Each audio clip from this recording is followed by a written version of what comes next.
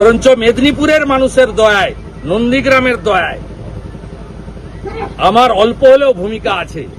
মমতা ব্যানার্জি যদি কল্যাণ ব্যানার্জিদের দয়ায় মুখ্যমন্ত্রী হতেন 2001-এ হতেন। মমতা ব্যানার্জি 2001-এ হয় এবার নয় নেবার বলেছিলেন। মমতা ব্যানার্জি শেষ হয়ে গেছিলেন 9 থেকে 1 লোকসভায়, উঠে গেছিল পার্টি। এই পার্টিটাকে ফিরিয়ে এনেছিলাম বিশ্বাস করে উনাকে।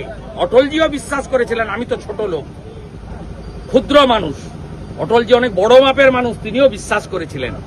যদি নন্দীগ্রাম না হতো, মেদিনীপুর না থাকতো, আর এই গদ্দার মির্জাফর যাকে বলেন, সবচেয়ে বড় গদ্দার মির্জাফর মমতা ব্যানার্জি। কংগ্রেসের সঙ্গে গদ্দারি করেছেন, কংগ্রেস আপনাকে চিনিয়েছে, অটল বিহারী বাজপেয়ী আপনাকে আশ্রয় দিয়েছে, আপনি বিজেপির সঙ্গে গদ্দারি করেছেন। গোটা ভারতের লোক জানে মির্জাফর গদ্দার যদি কেউ হয় তার নাম মমতা বন্দ্যোপাধ্যায়। আর আমি শুভেন্দু অধিকারী না থাকলে দিদি থেকে দিদিমা হতেন, কোনোদিন মুখ্যমন্ত্রী হতে পারতেন।